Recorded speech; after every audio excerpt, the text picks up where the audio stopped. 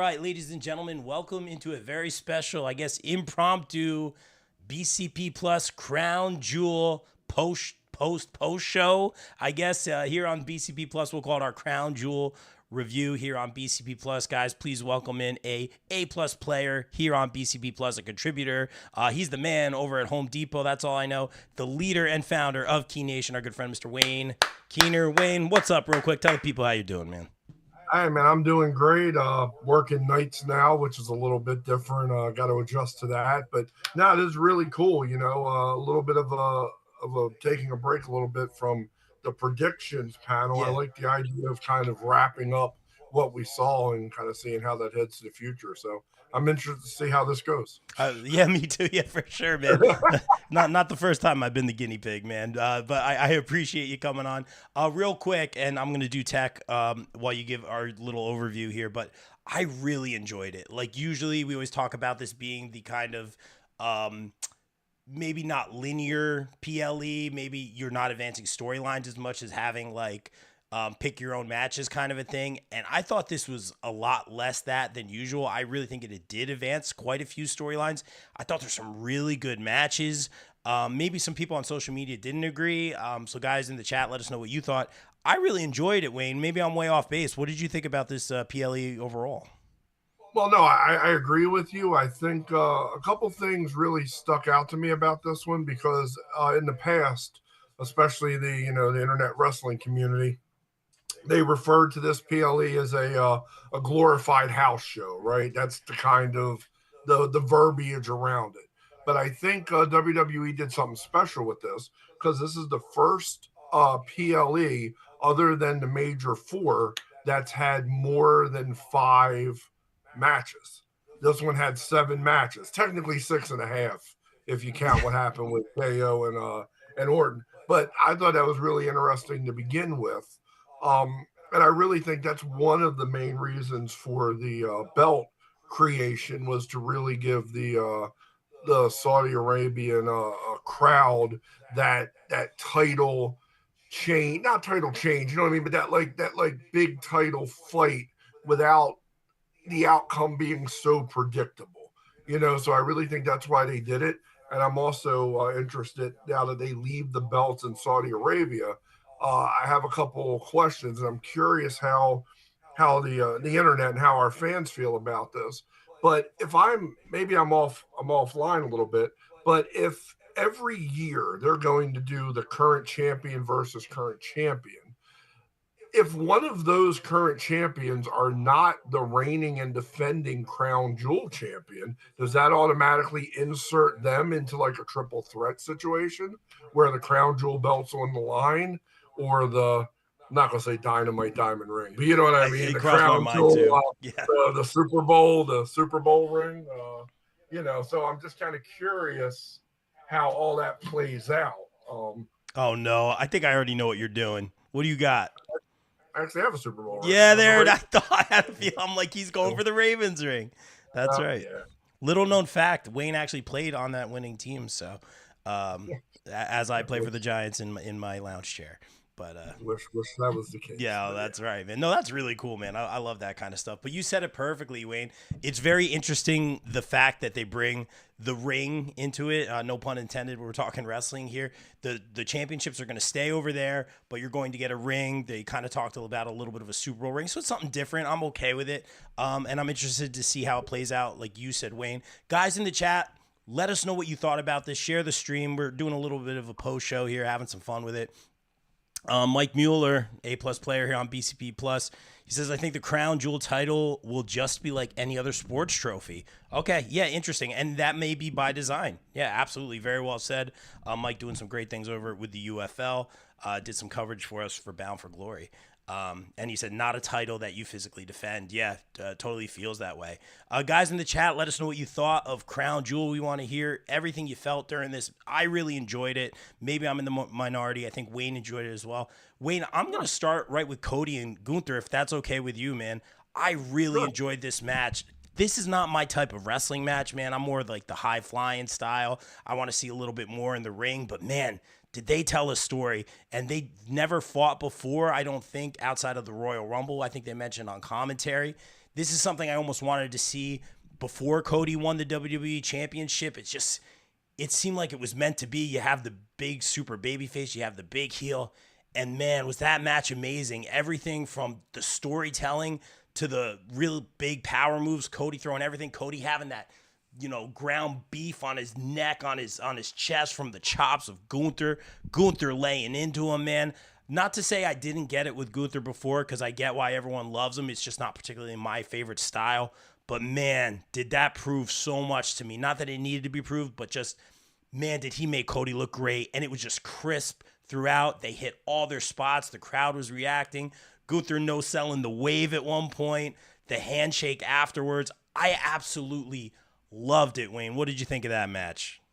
Absolutely. They say that styles make fights, and you absolutely had that there. You had what your expectations were of each competitor coming in, and Gunther's that hard, like strong style, no nonsense, traditionalist wrestling purist, and you got that, and it didn't him being able, like you said, to get the chops in. At one point, it actually broke skin. Like Cody had a blood trickle from just the raw impact of the chops. So you still had him be able to be strong, and like you said, not only did he no sell the wave, but I love the one part where he actually like mimicked the Yeah. wave, like the kind of so good. Um, but no, but you had Cody doing everything he needed to do, and like you said, the decimal meter was being shown a bunch during that match. The crowd was absolutely electric. They hung on every move, and they had to have a winner.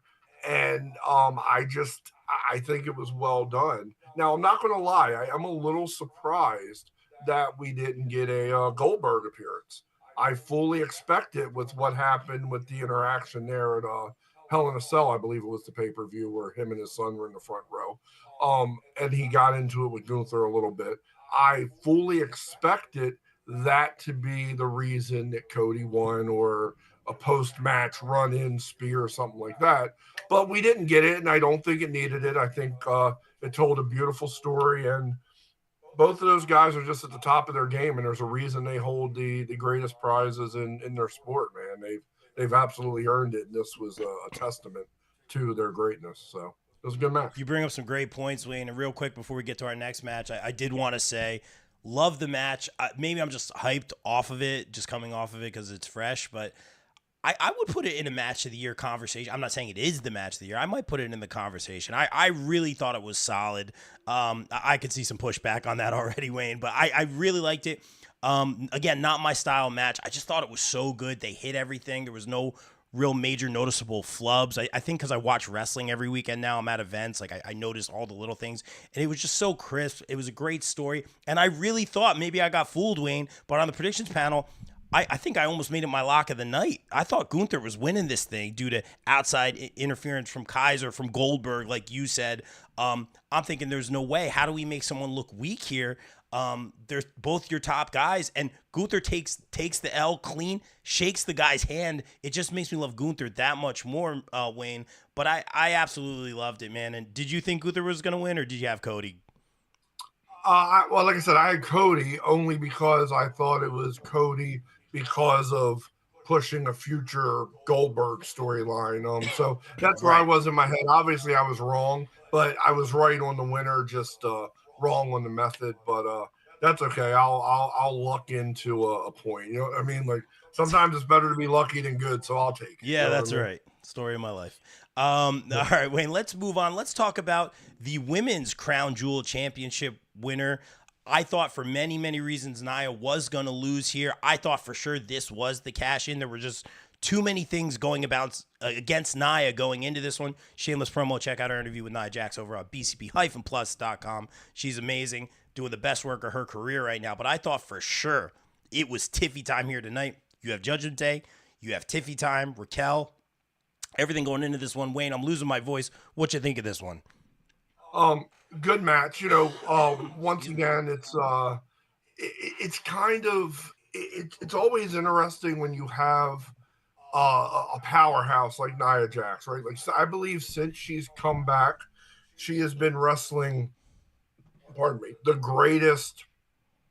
She's in the greatest ring shape and the greatest like storytelling with her moves and her body language. Like that's what was kind of missing in that first WWE run. But since she came back, she's really been firing on all cylinders. She's not just the larger, more powerful wrestler. There's like a beauty to it. There's an art to it, and like she deserves her flowers for that because that's not easy. You know what I mean? Like you look at somebody like a Bronson Reed who like also kind of brings that. You know what I mean?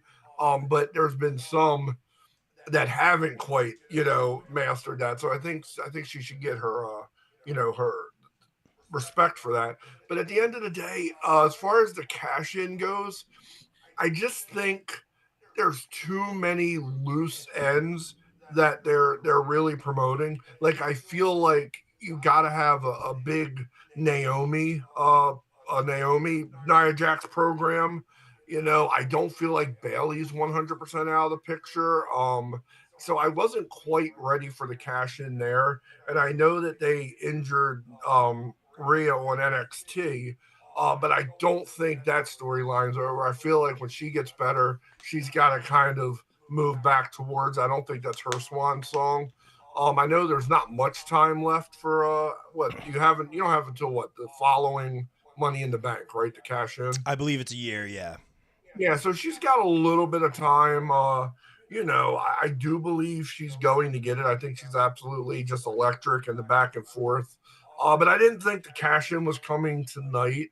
I'll be honest with you, like I think it'd be wild if you just did like out of nowhere like Monday night cash in. You know what I mean? Just something weird. Why not? But I thought the match went exactly how it was going to. I figured Liv would go over. I just feel like it's right. I feel like she's put in the work. She's put in the character work as a heel. She's also just at the top of her game right now. It just made sense. But Tiffy's going to get it, but I think as I was talking to the girls when we were watching it today, the chase is always more impactful than the catch, right? Like people invest, people pay money for the pursuit. And I feel like as long as you keep getting these will she, won't she teases, will she stand up? Is she being real? Is she joking with Nia? Is it a mind game? Whatever. I feel like as long as that's still on the table, we have captivating stories. And I just feel like when that finally happens and we hit the crescendo of that final moment, like the pop is just going to be ridiculous. And I just feel like there's more to come with that. But overall, solid match, not just a women's match, solid wrestling match. I don't want to be condescending. I think it was good. And I think both ladies hit their spots. They quote unquote got their crap in, and it turned out the way I thought it would. Yeah, a great assessment. And guys, I see a lot of people in the chat right now. Guys, yeah, let us know what you thought about the pay-per-view overall. Right now, we're talking Liv Nia. I thought Liv, excuse me, great idea doing a podcast when I'm losing my voice. Liv came in with strong strikes and offense, and I'm sitting here thinking, oh, wow. Like, this is very interesting. Like, I thought Nia was going to dominate, and Liv looked really strong, almost to the point where I questioned it. Like, oh, wow, she's knocking down Nia left and right without interference. But it actually worked really, really well. I was surprised how they did it. And in the chat, Dan Lehman even saying Liv is getting better and better, leaps and bounds above her last title reign. I have to agree. Really good. And Dan in the chat saying Wayne and I crossed paths, meaning Big E. Great to see Big E. Yeah, over in Saudi doing the pre-show. He's doing a great job. That's right. You guys met. I love that picture. That's what I love about pro wrestling. Shout out Dan, who does an awesome job over at ISPW, does the music. Really the unsung heroes. And Dan, thank you for doing that. I know all the wrestlers. Really, really appreciate you, man. Tyler in the chat over from BC People Plus says PLE was mid. But it's a Saudi show. I don't even feel like these should count as canon. Yeah, well, it's interesting. We talked about that a little earlier, Tyler. We actually said this one was a little bit better. Like, we felt that there were a lot of, on the contrary, a lot of storytelling points in this one, more than usual. It felt bigger in some ways. I really enjoyed the main event. I enjoyed a lot of the storytelling aspects. So I'll push back a little bit on that. I did feel this one was a little bit better in terms of storytelling, and there was a lot, and they're trying to do a lot. You can feel it, before they get to Vancouver for Survivor Series. So I think that may be a reason as well. But I really enjoyed this one, guys, and I appreciate your guys' opinions. And real quick, I just wanted to say, Liv getting emotional. I don't know if you caught that, Wayne. She got really emotional when she won the title. And it's, I don't want to be like, oh, she's a heel, she can't, blah, blah, blah. I love that. It's real. Like, I absolutely love that. Like, even though she's a heel and we know what's going on and they're both heels, the real emotion. And you saw when Triple H was holding up her hand, she kind of had to turn it off. She had to turn off the feelings just for a minute. Just like me in every relationship I'm in. But I think it was amazing. Like, you could see her crying. You could see her crying a lot and then just turn back into, evil, cocky Liv mode. And I thought that made it that much better, Wayne. Did you catch her crying? I absolutely did. I caught it when she originally won the belt and Triple H came out at that point, but also at the end when they did the dual presentation and she shook hands and hugged Cody and they went to opposite corners to like end the show with their pose off. Yeah, you could tell. But like I know people call it, right, it's a prop, right, is what you hear. But at the end of the day, when a company, whether you're an indie company, whether hell in my case the Home Depot specialty belt, right, or the credit card belt, Heck yeah. like any time a company feels invested enough in you and what you're doing where they feel like you should be the banner, the flag carrier for not only their company or their division, but something new they're trying. Like, this is pretty unique. I mean, this isn't the greatest Royal Rumble ever trophy, you know what I mean? Like, nobody's sliding under the ring. Like, this is big. And you can tell that when this got rolled out, this is done with long-term implications, right? Like, you think about the WWE experience in Saudi Arabia that they opened up there. You know what I mean? Like basically the all access that's just there 24 hours there, and that's where the belts are going to be locked up behind glass like a museum piece. But there's something really special that's happening right now in the world of wrestling, especially in WWE. And when they say, hey, you're going to be the first person that gets this, no matter whether it's a paycheck, it's a prop, it's a script, whatever you look at in terms of professional wrestling, they still say, we believe you're the person that we're putting all of our chips down on the table on to get us the buy rates to make people give a damn moving forward. And that's got to get you emotional because that means that the company believes in what you're doing. And I don't care what you believe about a belt or prop or gimmick or whatever. At the end of the day, there's underlying importance. And the emotion she felt was not because she was holding a belt in her hand. It's because she got the nod that you're doing such an amazing job. We want to reward you with this opportunity. And I feel like that's the underlying emotion for her and for Cody. You know what I mean? Beautifully said, Wayne, and I'll piggyback off that. Really well said. And guys in the chat, correct me if I'm wrong, and I never get political on the BCB for sure. That's one thing we want to escape and have fun and talk about wrestling. But I believe that might be the first women's title change over there.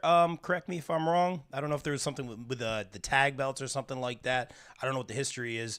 But definitely the first ever Saudi championship for the women's. That's the first. She is the first ever, and they announce her as such. So definitely a history-making moment. Guys, fact check me on that. I'm a stats guy. I'm all about the facts. So I believe that might be the first, I guess, crowning of a title, or not. I guess it wouldn't count as a title change per se, but right. Because remember, we did have King and Queen of the Ring true. in Saudi, but that's, I mean, I don't count that. But Yeah, I'm trying to think when they brought Trish in.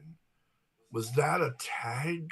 Was that when they got the tag titles? You might be right. There's so much wrestling. Guys, correct us. Nita and Becky. Either way, I remember them making a big deal and getting either Trish or Lita for one of the shows. Because hell, I can't believe that it's been 6 years when they did that special. And it's crazy because hell, I was still in the industry at that point because I remember I was like over at my trainer's house, like watching it like 11 a.m. in the morning on a Saturday, like the first ever one. So I remember vividly where I was that day. But yeah, it's crazy to just think how far that's taken off, and yeah, and how special that they're making it. Like like Dan just said, it's clearly a thing for the Saudi fans, but there's lots of potential, especially with the champion versus champion. And I would love to get your take on, like I said a little bit earlier, what do you think about the belts as far as if the defending year over year champion is not one of the current WWE champions? How does that play a part in future Crown Jewel PLE? So just curious to see if anybody else feels the way I do. It might be a triple threat match or some sort of like a tournament leading up to it. I'm just curious how we think we're going to work these two belts in the future. Yeah, that's a great point, Wayne. We'll definitely find out. I'll be like, I'm very good at like taking off the whatever hat and just being like, all right, how do I look at this? You won this what was it, white encrusted with jewels women's what is it, the Crown Jewel Championship, I believe it's called. So you won that. So regardless of if you are the world heavyweight champion or the women's WWE champion, whatever it is, you still are that. So I guess you would defend that the next year. Just in terms That's of what I would that, think. Yeah, right? that's what I would. I Yeah. have no idea. I really, but that's what I guess. Great point, Wayne. And just a great job. I really enjoyed this PLE, even the more I talk about it, and great to see the elation on the face of Liv Morgan. Guys, let us know in the chat what you thought. Wayne, I want to talk about the Bloodline stuff. They opened with this one. They came out strong.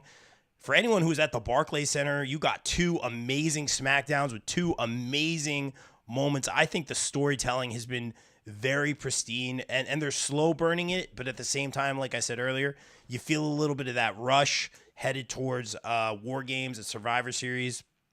Wayne, what did you think about this match? Do you think the right team won here? Oh, absolutely. They had to win, right? Like, I mean, they absolutely, like, once again, it goes back to the chase, like the build up, because while yes, they've had some success, but they just the Bloodline dropped the belts to the machine guns, and there's been a lot of like interference back and forth, and like the reason that Jay dropped the belt obviously was to build this, and what I think is really interesting, um, it was the Royal Rumble. It was two Royal Rumbles ago in the press conference. They talked to Roman Reigns about where all this is going, right? The whole bloodline storyline. And even I'm sure at that point he didn't know 2 years in the future. But he said something that was very interesting and will stick with me. He said, if you're a baseball fan, we're just starting the third inning of what this is going to be. And if you've watched all the twists and turns of this and like the fall from grace and now rebuilding the empire, and you still had that doubt in Jay's eyes of, not tagging Roman right away, going for Jimmy instead. Like there was a lot to that. And I just feel like we're in for something special. I didn't for one moment think Sammy was not coming out to help the OG bloodline. But that begs the question, is it going to be 4-on-4? Is Sammy going to be the fourth? Do we have time to immediately, like if we signed like another family member, like a Zilla Fatu or something, since he got pulled off of MLW, programming and stuff, is that the reason why? Is he top secret performance center bound? So we get another bloodline member in. Let's put him on the good side. Let's have Sammy do that ridiculous heel turn that he hasn't done since he was like the conspiracy theory Sammy fighting Knoxville at Mania. You know what I mean? Like, what does that look like? I'm not saying you put him like a pure member of the new bloodline, but that kind of tweener situation where you don't know where he's at. Like, you don't know if that shot to Roman was a pure accident because Solo moved, or was there intent behind that? You know what I mean? Like, I just, there's so much intrigue leading into War Games. But absolutely, New Bloodline had to win. It keeps them relevant, because I feel like if the old Bloodline came in and won this match, I don't know what more there is to say. You know what I mean? I feel like at that point you got to reclaim the Ulafala, and then where do you go? So the right team won. I feel like it was done right. Obviously, the elephant in the room was the first time that Jimmy didn't make the save and the ref counted the 3 in the middle of the match. I thought I was Um, trying to rewind it. I was like, I'm pretty he, sure. he absolutely did. Jimmy missed breaking that up by like 4 inches. Like he did not, and the ref hit. But Jimmy was smart enough to, even though he missed on the dive, to continue to kind of like ram into it. The ref made it seem like a 2 7/8, and life went on. But it was absolutely a 3 count about 6-7 minutes before the planned finish. But shit happens on live TV, so it is what it is. So. No, thank you for saying, because I caught that, and I hate to shine a light on it, but I did catch that as well, man. It's like I always say to the wrestlers, like I'm sitting here, critiquing, like I could not do what you all do. Wayne, I know you wrestled at one point, you reffed at one point, so you could look at it from both sides for sure. But yeah, I give you guys so much credit for all you do, man. But it is something I know. I was trying to rewind it. I'm like, was that a 3? And I hate to be that guy, but just nitpicking a little bit, calling it like I see it. And but great match, great storytelling. I did enjoy that Jey Uso did get his entrance. It made a lot of sense storyline wise, and just for the fans in attendance to get to experience that. I'll say this: I was at Raw the past 2 weeks, Philly and Hershey. So we had some business over there the past couple of weeks, and I will say this: I saw more Jey Uso shirts than anything else, more than Cody, and this is not a knock on Cody by any means. He's doing amazing work, arguably the most popular for sure, but even the 8x10s of Jey, they sold out quick. They were off, the one hanging up was already off the board early before the show started. There was still some Cody up there. My point being, not a knock on anyone, but Jey seems to be arguably, and you can talk merch sales, the hottest star in WWE. In terms of merch sales anyway. So I agree with you 100%. I was at the Philly Raw with my girls. It was their first ever Raw. It was an incredible experience. I got one of the greatest videos when Jey lost, of like the girls crying and they both turned and looked at me at the same time. It was awesome. But I saw that. Yeah. But no, we agreed as we were in line. It wasn't even close. Like Jey Uso, I would say 80% of the crowd was Jey Uso merch. And then Rhea was Yes a close second, and then you got your mix of Cody and everyone else. But yeah, we had dinner at Xfinity Live, and it was the same thing. Even though we did run into a whole bunch of Judgment Day people that took a picture with my daughter, which was kind of odd, but wrestling. Yeah, that's wrestling. But wrestling, yeah. But now we're all friends on Instagram, so whatever. But I 100% agree, and he had to have his entrance.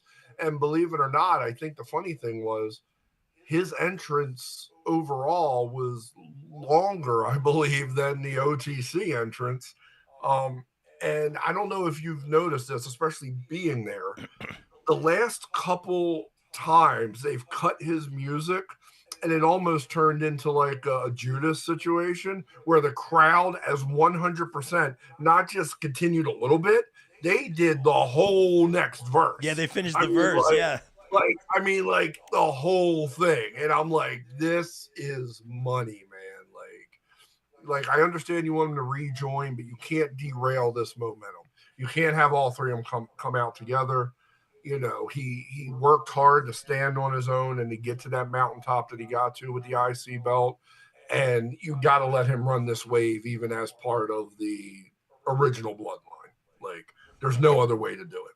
Very well said, Wayne. And like with this, you can't just have them all come out together. You can't just have Sammy be like, "Oh, hey, I'm with you guys." Just like a championship, the money is in the chase here. They're slow burning it. I love the way they did it. Roman's facials, especially on the past 2 SmackDowns and even during this match, have been incredible. If you watch his face, his facials have been so good. He is in his final form, and he has been, but it's just so good. It's the little things, even the way he just went yeet, when Jey went on and on, "Hey, I'm standing beside you, I'm not standing behind you," that whole thing, I thought it was really, really well done. The week before, even when the Usos embraced and hugged, even the timing on that felt genuine. It was real. I think they probably got emotional for real. It was so well done. Some great moments. If you were at the Barclays Center, again, you got to experience some great moments. Anyone that was there in the chat, let us know what it was like.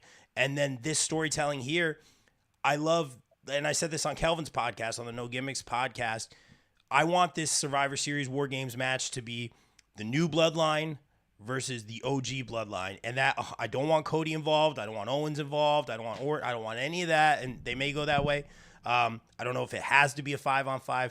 That being said, Sammy has every right to be there. He is just as much a part of the bloodline as anyone is. He was so key in that the levity and the humor and the long-term storytelling and the drama. Even now, he's such a big part of it. The way they're peppering him in, the little misdirect on Raw where he's talking to Solo in the parking lot. It's a slow burn. I don't think Wayne, he is going to go heel. I don't think it's anything like that. But he could down the line. But I just want that 4-on-4, and this is where I see the OG bloodline get the win. But we could see, people were saying Hikuleo, we could see some new members come into play. Maybe it's a 5-on-5 going into Survivor Series. It should be really good.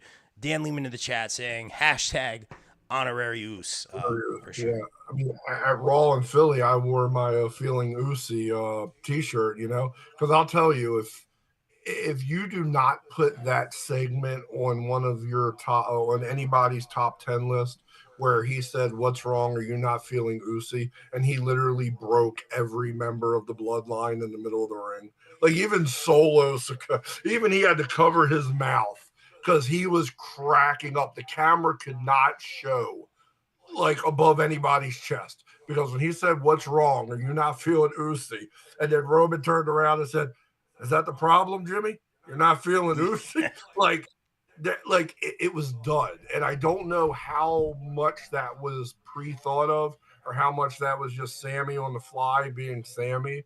Our truth goes out to break people. I don't know if that was his intent, but absolutely. You can't talk the bloodline lineage. You can't talk the bloodline legacy without the Sami Zayn character being what it was emotionally. The highs, the lows, the trial, the defense, like it was just mwah. And he absolutely has to be part of this. I would 100% agree. That may have been one of my favorite wrestling moments. I know we talk about it all the time, but to me, it was like that Saturday Night Live. We're breaking. We weren't supposed to, but we broke. And then, you can't stop laughing. And it made it better. And I've never seen anything quite like that in wrestling where you have to be so strict to the script. You're telling a story and you could tell it was a different regime, a little bit more levity, like whatever was going on there. It was so great. So I really, really enjoyed that. Tyler in the chat, I love the stats, guys. He said when Sammy and Jay are in this year's War Games match, they will be the only two men to be in every single main roster War Games match so far. Love the stats. Great stuff, Tyler. Wayne, let's move on to a match I really thought was really, really good. I saw someone in the chat earlier saying not a fan of the female tag team division. I actually am, and I thought this was great. I'm not a fan of how the belt's been ping-ponged around over the years. A little confused. It was hard for me to get a read on Bianca and Jade losing the belts, then getting them back. I don't know what's going on with that. But I really enjoyed this match, Wayne, particularly the stuff Chelsea did. Shameless promo. Check out our interview with Chelsea Green over on pcp-plus.com. Love talking to the stars of WWE. She was fantastic. But the stuff with her and Piper, the miscommunication reminded me of those Royal Rumble moments, Chelsea's facials. It was so good. And everyone, even the NXT talent, were really laying it all on the line. They went all out on everything. Not everything connected perfectly, but they really laid it all on the line. I really enjoyed this match. I went with the safe pick as Jade and Bianca to retain here, which they did. Wayne, did you enjoy this match? Did you think it was a little bit all over the place? What you think? So I will tell you this. Anytime I see a multi-person tag match, like a four corners, for one, I immediately feel for the referee because I loved being a ref, but the one thing I hated was multi-person tag matches. And then that if you add managers to that, like just forget about it. Just stay home. But I will say this. Even with all that chaos, I feel like everybody was able to showcase their talent. I do feel in the beginning, for it being their first PLE, I do think the moment was initially a little too big for metaphor.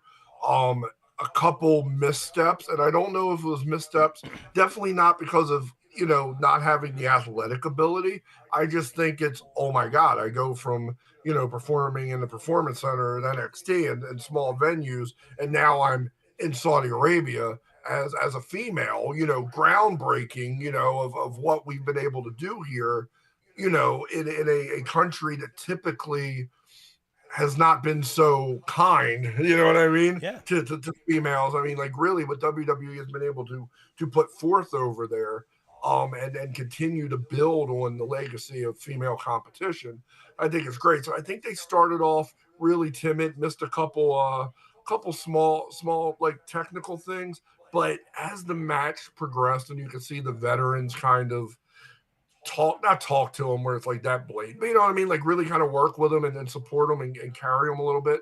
I think everybody got their moments. Like I said, I think Chelsea Green is absolutely one of the female MVPs of the WWE. I think, I mean, if you can't look at that Money in the Bank table bump as one of like just the throw caution to the wind, and I love how if you take that and you play off of her fear of heights, and then she ties it in tonight where she don't want to go to the top, she don't want to moonsault off the middle, and hell, she don't even want to jump off the apron. You know what I mean? Like it was like you could watch that like realization of like everything flashing back for her, and she's going, "Yeah, it's not for me." But I thought it was great. I actually didn't. I actually thought they were going to give it to Chelsea and Piper.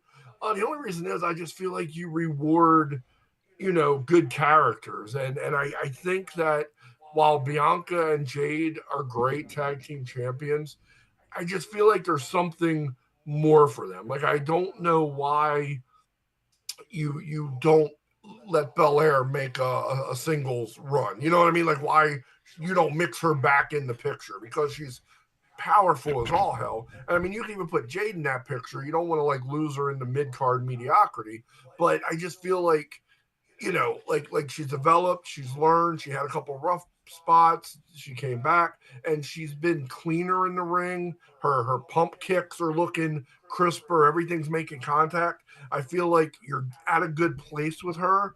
So I don't know whether you turn one heel against the other, blah blah blah, whatever that looks like.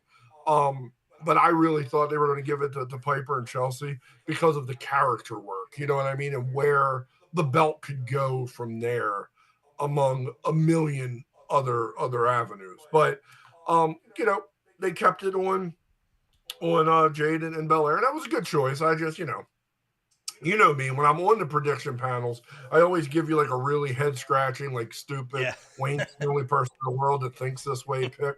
And that would have been that pick. But overall, happy with the match. I thought the Doomsday device was, I mean, just crisp. Like everybody did their part well.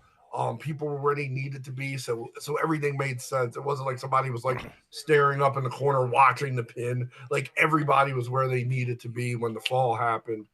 I think it's solid. Once again, I'm just not a huge fan of 8-person cluster like tag matches, because like things happen everywhere. You don't know where your eyes focus, and sometimes it can be a communication nightmare. Yeah, but I think they did well. Very well said. And I could tell, Wayne, you've obviously worked in the independents again as a ref and as a performer.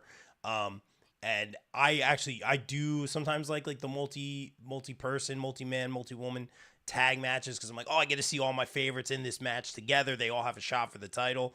But now, having worked in the independents for years, the multi-man, multi-woman can get, like you said, very, very confusing. It can get dangerous at times. So that's a very fair assessment. I did enjoy the match. I thought it was a great assessment. Wayne saying the NXT talent going from the PC to these huge stadiums, a change of a stage. So great stuff there. Excuse me. Sorry, guys, losing my voice. Still here, still going, powering through. Wayne, let's take it to KO versus RKO. This match needed to happen. I got no read on what's happening with the KO on what, like, this, whatever this reason turns out to be, Wayne, it's got to be something crazy. Like KO's acting like he got cheated on, or like something. I don't know what's going on, man. He's in his feelings. We don't have a straight answer. We get some social media videos here and there. He's full heel. There's like no in between. He attacked Cody. It's all over the place. I was walking the dog at the beginning of this match, so from what I saw, it wasn't even a match. The ref got attacked or RKO'd. What happened here, Wayne? Is this good storytelling? Did we just throw out the match? What happened here? Well, I think you had to throw out the match. I think if you look at the intensity of Orton calling out Hunter to get this match and not just asking him for it, but like really digging back in like the game soul of like what you would have done in my shoes in the prime of your career and really getting into that like visceral rage of like why this needs to happen. As far as the KO thing, it seems like every time we get close to a potential explanation, there's an attack or an interruption or music hits. Like we still don't know. And I feel like part of that is great. Like I feel like, you know what I mean? It's like the wanting more and like not quite knowing, because remember where information where true information doesn't exist, it allows our imagination to take over and fill in the blanks any way we see fit, right? So who the hell knows why any of this happened, you know what I mean? But it did. And I love how they went with the fan cam footage of the original attack, you know, on Cody. Like they're doing it.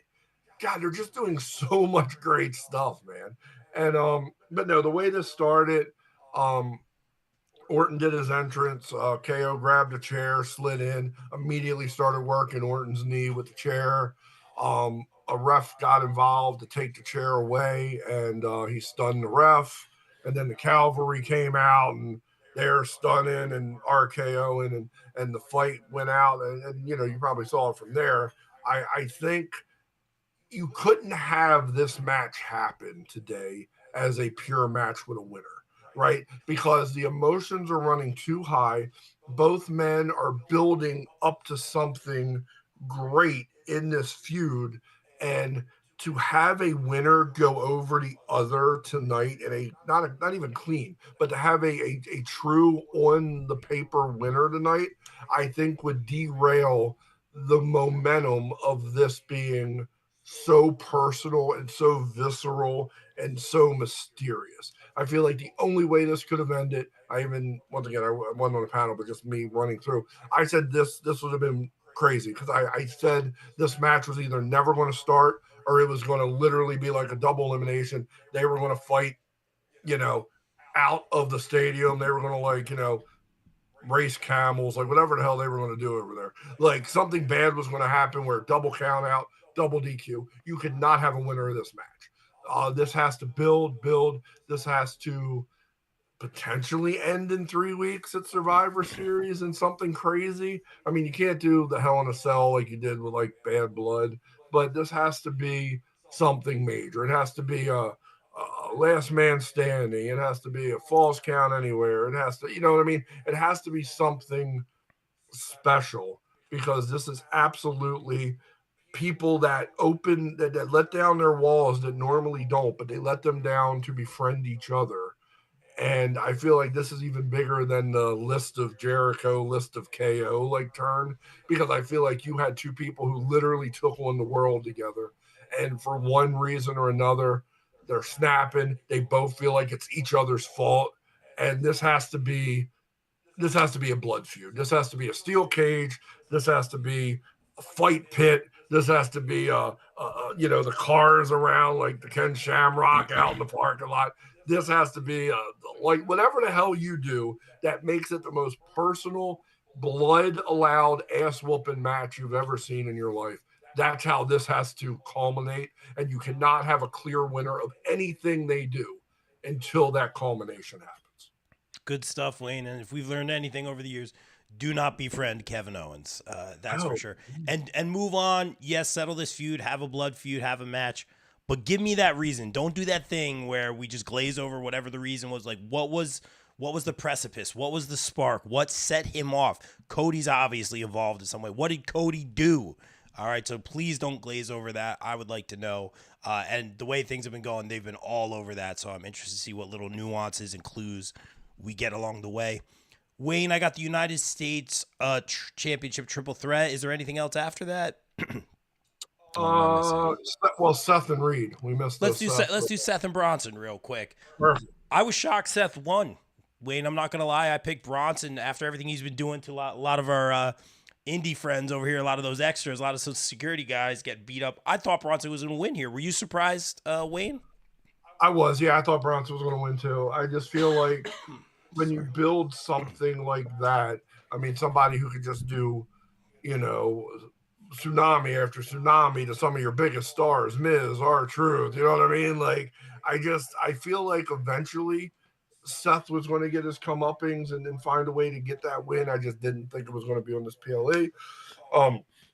Honestly, because of it being a 7-match PLE, and because of, pardon me, how much that they invest into the time, the storytelling of each match, I expected this to almost be a squash match on Reed's behalf. Like, I expected Seth to get some stuff in, but really I expected this like 5 to 7 minutes and it be a referee stoppage because of the tsunamis again. So yeah, I was pleasantly surprised to see how much storytelling they did. I think the 3 stomps that Seth got in and had to was brutal. It did look like Bronson got hard weighed on the steps. I don't think he gigged. I think it was just he hit the corner and that cut him.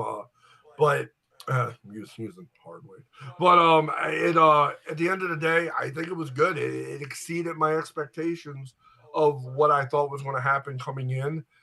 Once again, though, it just kind of handcuffs me storyline wise because okay, we're even or whatever it is, you know what I mean? Like I got it. So where does that go? Or does it even go? Is that over now? You know, does Seth go on to greener pastures? But the whole point was I thought this was going to be Bronson's big push towards the title because, you know, they told him you got to go out, make a name for yourself, make an impact. So I really thought him running through all these people was going to lead to that. So I guess, you know, stay tuned. We'll just have to see where all that goes. Yeah, good stuff, Wayne. I agree with you. I really thought it was going to be just this huge push for Reed, and I want to say that maybe this won't hurt him. We'll have to see. Like, don't have him go join the Judgment Day. Like, stay the course. Do something where he's still dominant monster. Seth, I said this on Calvin's podcast. No gimmicks. Shout them out. Seth doesn't need the win here. I don't think it would make him look weak. He's defeated Brock Lesnar, you know, the Beast Slayer, all that. He's probably going to feud with Punk next. Maybe it will be Gunther. We already know Dominic Mysterio has a future world championship opportunity. So a lot of moving parts here. Very interesting. I thought for sure Bronson Reed would get this one, but he does not. And Champ is coming to visit me. Because I've been podcasting too long, apparently. But, Champ, we got one more match hanging there. Also, I hear your dog is a big fan of Jey Uso. Wayne, I saw your dog eating over there. Yeah, Pumpkin was eating. Yeah, I was dying. I mean, here's the thing. We have 7 dogs. Yeah, so God bless you. Yeah, 7 dogs, 2 cats, and 2 kids. There's so many things in this house that eat and breathe. It's ridiculous. Well, God bless you for having 7 dogs, man. That's amazing. The air quality is very low in this house. Bet. Dude, I can't breathe as it is. Oh my gosh, that's hilarious. At least Home Depot sells purifiers, so you know it's fine. Oh man, and guys, real quick, if you can rescue some poor soul or a dog, please do. If you're thinking about it, like go visit a shelter, man, because they're just waiting for a home. Like Champ has changed our lives. Our relationship, man, like he makes me so happy. He's obviously involved in everything I do. And check out our interview over with John Tello we streamed earlier today. He saved the dog on the side of the road that needs a home. I think his name is Toby, and said it was such a good boy, and he needs a home. So guys, please, I think it was Brick City Rescue. Check them out. Shout out John Tello, and if you guys can, please. Save some poor soul. We're definitely going to do something with a rescue down the line. And Wayne, thank you. 7 dogs, man. That is crazy. And God bless you for that, man. We appreciate that. Both of my cats are rescues too. Dude. God bless you, man. That's amazing. We don't deserve dogs and cats and all that. That's so true. Oh man. Real quick, John Blaine in the chat, Round the Ropes podcast. Shout out John Blaine. Hope you're doing well. Thanks for joining in. Let's get to our last match. We're going to talk about the United States Championship triple threat match. This match, I thought, Wayne, was really, really good, but unfortunately wasn't really crisp. You had a lot of moving parts, like we talked about earlier with some other matches, and just not everything connected. There were some slips. I know it's very hot out there, and it was just one of those matches where they really went for it, and they're all really, really good, but it was just a little clunky. What did you think about this match overall, Wayne? So it's weird because I have two LA Knight shirts hanging on the back of my door because he's one of my favorite. But it was my least favorite match of the card, and that includes the KO Randy Orton throwaway. Yeah. Oh, wow. Yeah, I mean, here's the thing, right? You got, like you said, there's so much talent. Like, you've seen what Andrade can do with almost in the ring with anybody. You see, like, the classic that Carmelo had with, like, Trick at Stand and Deliver and what this best of sevens looked like. And sad to say, but you have this lucha kind of, lucha style of Andrade, and you have this very, very fast paced, high flying, kind of high energy style of Carmella.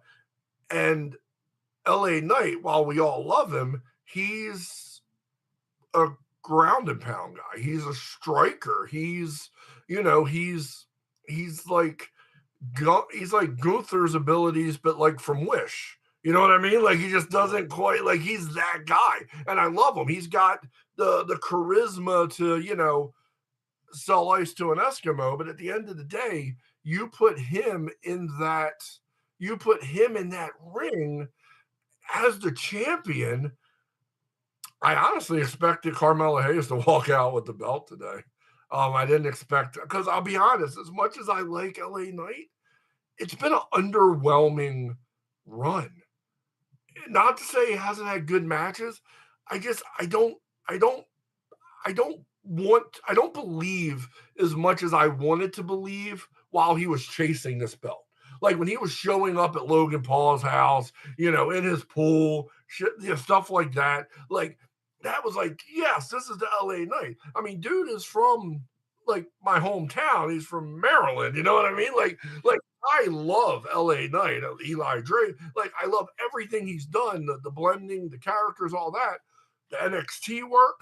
But since you put the strap, the belt on his shoulder, it's been underwhelming. I just feel like the matches haven't been as great. I feel like that blunt force trauma has not been tested by anybody. Like I haven't seen it kicked out of. Like when it hits and it connects, it's protected.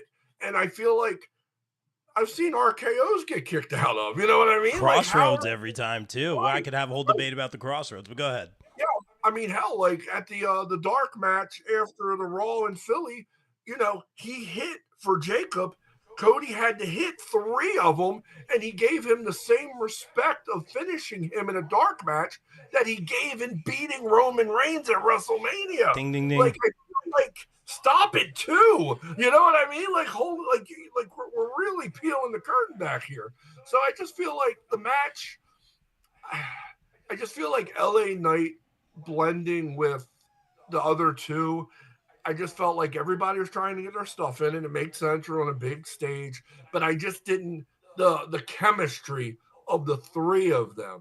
I like the chemistry better of the 3 of them when he was a special referee. You know what I mean? Because he could pick and choose his spots.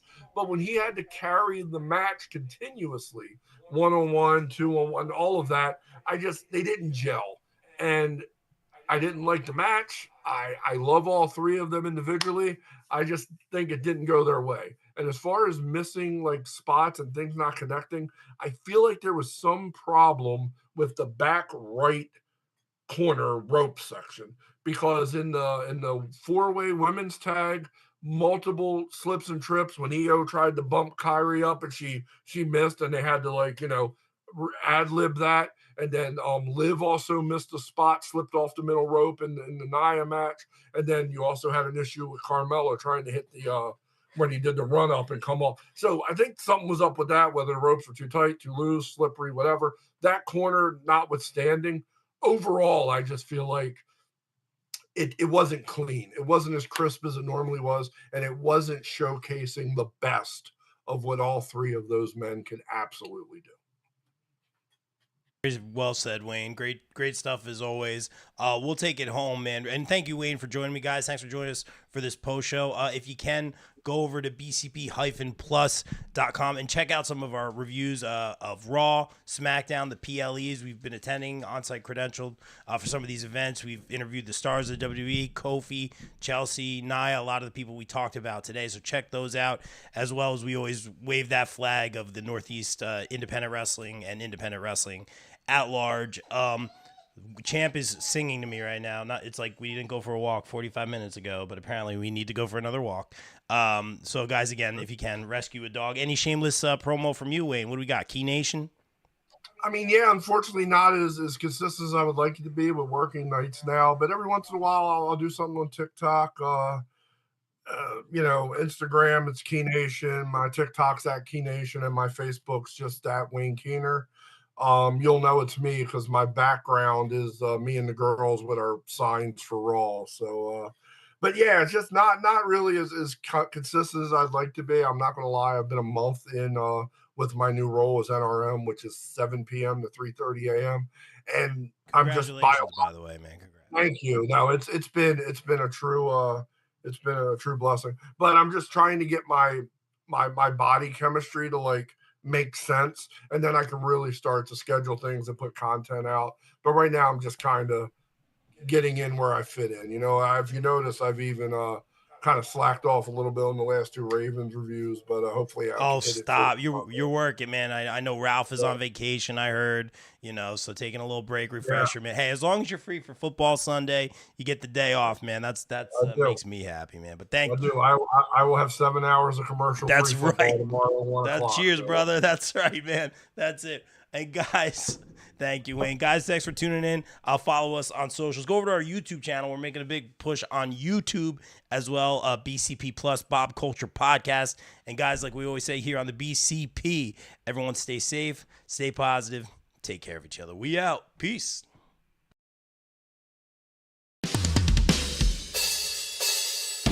BCP is brought to you by our favorite store, Funkenstein Wrestling Superstore, located in the Englishtown Flea Market in New Jersey from 8 a.m. to 3 p.m. Saturdays and Sundays, and online at FunkensteinWrestlingSuperstore.com. Get your favorite wrestling merch, retro video games, Ninja Turtles, Ghostbusters, G.I. Joe, so much more. It's our favorite store. Thank you, Heather and Dan, for sponsoring the BCP. Also got to welcome back our sponsors, the No Gimmicks Podcast, the podcast that keeps it 100% real 100% of the time. Check out our guy Kelvin, only on the No Gimmicks Podcast. Wrestling All Day, All Night is the best wrestling discussion group on Facebook. We provide more of a community feel here, and have wrestling fans introduce other fans to something they may not have seen before, such as old school wrestling, indie wrestling, Japanese wrestling, and so much more. We also strive to be a source of information regarding upcoming wrestler meet and greets and signings. And remember, we're open 24/7, all day, all night. Be sure to follow on socials and join the group on Facebook at Wrestling All Day, All Night. Welcome back our sponsor, Sweet Chin Musings. Sweet Chin Musings is the creation of the reigning, rarely defending, highly disputed champion of wrestling podcast, Mr. Perfect, Mike Mueller, and his tag team partner in crime, Luke Kudialis. SCM focuses on the in-ring product of WWE and AEW, no dirt sheet rumors here, as well as backstage news, predictions, and analysis of characters, storylines, and major pay-per-views. Old school fans, don't worry, we have you covered as well, with a look back on classic matches, top 10 lists, and interactive tournaments that let the fans decide who is truly the best of all time. You can find them at Facebook at Sweet Chin Musings, and check out the podcast on all major podcast platforms. Please welcome back our sponsors on the BCP Plus and the podcast, GPW Productions. GPW provides your promotion or event with top-tier video, audio production, live streaming, and more. I can personally vouch for them in saying they are hands down the best production company I've ever worked with, as they have and continue to work with the likes of AEW, GCW, StarCast, MLW, not to mention the majority of the local independent promotions here in the tri-state area. They can even help you film a vignette or promo for your persona or gimmick. And guess what? GPW doesn't just work in wrestling. No, they cover MMA, boxing, basketball, or any other sporting event as well. On a personal note, I'd like to thank Mike Sesko, Frank León, Oneil Andrews, and the team for giving me multiple opportunities to work with them and some of the best talent in the world. Thank you, GPW, and guys, book GPW for your promotion or event today at contact@gpwproductions.com. facebook.com. Please welcome back one of our favorite podcast sponsors, Key Nation, featuring our very own BCP and BCB Plus contributor, Mr. Wayne Keehner. Make sure to follow Key Nation on TikTok and Instagram for great puns, memes, dad jokes, and random ridiculous content. Thank you, Wayne, for sponsoring the BCP. Don't forget to check out one of our newest sponsors here on the BCP, Chop City Wrestling. Chop City Wrestling is where our pal Ryan Steniford takes chops from wrestlers and donates $20 to Connor's Cure for every chop he takes. Follow his adventures on his YouTube channel for all those chops and some great pro wrestling content, all for a good cause. Be sure to hit that subscribe button, and thank you, Ryan, for sponsoring the BCP. Please welcome in our new podcast sponsor, From the Left Side. From the Left Side has all of your wrestling and sports news. Check out From the Left Side at facebook.com/From the Left Side with On Air E, and be sure to hit that follow button. Thank you, From the Left Side. Please welcome back one of our favorite sponsors, Mania Club. Established in 2015, Mania Club is a WWE-recognized community for fans with an eclectic love for both the world of professional wrestling and raising money for Connor's Cure. During WrestleMania weekend, we host the official tailgate of WrestleMania while also celebrating the life of Connor McCollum. They are the single largest donor within the V Foundation for Connor's Cure with over 150,000 raised. Please donate and join the Facebook group over at Mania Club on Facebook. Donate at jimmyv.org/Mania Club.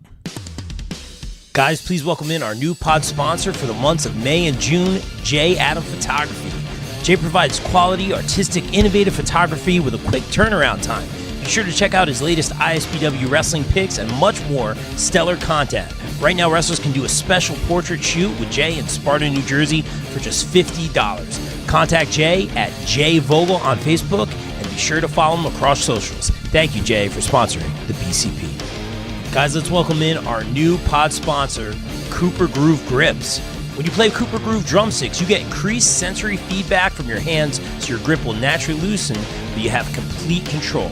With that taking place, you don't have fatigue and soreness, which can lead to long-term issues. Guys, as a drummer, Cooper Groove is my drumstick of choice. Sweaty hands aren't a problem. Grip is good. And don't forget to check out their amazing Cooper Groove bats coming out soon. Guys, follow at Cooper Groove Grips on Facebook.